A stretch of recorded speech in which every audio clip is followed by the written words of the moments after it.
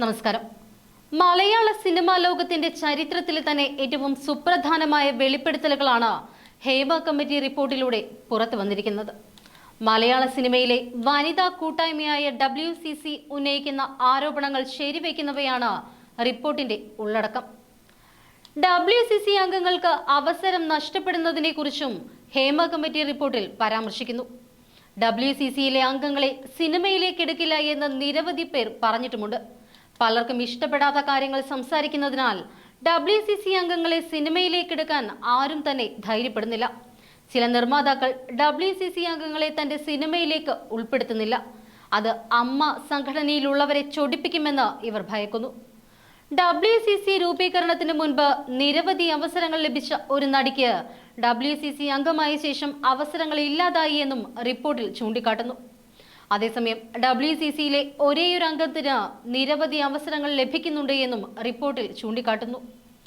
WCCയുടെ സ്ഥാപക അംഗമാണ് ഈ നടി. ഇവർ മാത്രമാണ് സിനിമാ രംഗത്ത് സ്ത്രീകൾക്ക് പ്രശ്നമില്ല എന്ന് ആവർത്തിച്ചു പറഞ്ഞത്. സിനിമാ രംഗത്ത് സ്ത്രീകൾക്കെതിരെ അതിക്രമം നടന്നത് താൻ കേട്ടിട്ട് പോലുമില്ല എന്ന് ഈ നടി പറഞ്ഞു.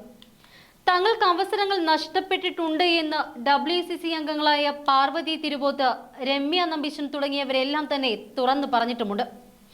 അതുകൊണ്ട് തന്നെ ഇപ്പോൾ ഹേമ കമ്മിറ്റി റിപ്പോർട്ട് പുറത്തു വരുമ്പോൾ ഏറ്റവും അധികം ചർച്ചയാകുന്നത് പരസ്പര വിരുദ്ധമായ മൊഴി കൊടുത്ത ആ നടി ആരാണ് എന്നത് തന്നെയാണ്.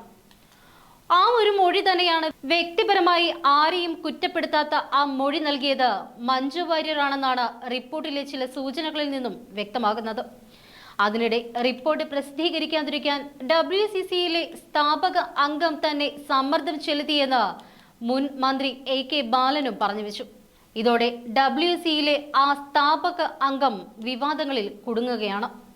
എന്തായാലും റിപ്പോർട്ട് പ്രസിദ്ധീകരിക്കാതിരിക്കാൻ സർക്കാരിനെ സ്വാധീനിക്കാൻ ശ്രമിച്ച ആ നടി ആരാണ് എന്ന് പുറത്തു വരേണ്ടത് അത്യാവശ്യമാണ്. സർക്കാരിനെ സ്വാധീനിക്കാൻ ശ്രമിച്ച ആ നടിയുടെ പേര് പുറത്തു പറയേണ്ട ധാർമ്മികത AK ബാലനും കാട്ടേണ്ടതുണ്ട്.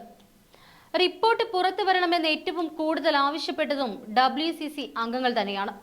സെറ്റുകളിലെ ലഹരി ഉപയോഗം, സ്ത്രീകൾക്ക് നേരെ നടക്കുന്ന അതിക്രമം, അനൌദ്യോഗിക വിലക്കുകൾ തുടങ്ങിയവയെക്കുറിച്ചെല്ലാം തന്നെ ഹേമ കമ്മിറ്റി റിപ്പോർട്ടിൽ വിശദമായി തന്നെ പ്രതിപാദിക്കുന്നുണ്ട്.